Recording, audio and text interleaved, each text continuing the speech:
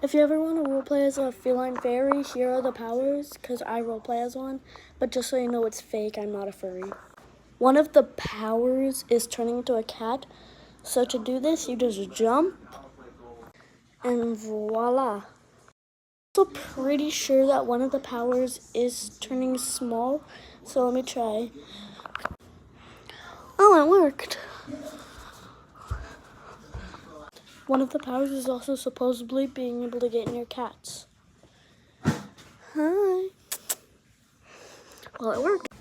So if you're ever trying to do a role play and you're trying to do a fairy feline role play, because my role play is usually a fairy feline, a feline fairy, but so if you ever are gonna role play a certain fairy and you don't know the powers, just comment down below. Got it.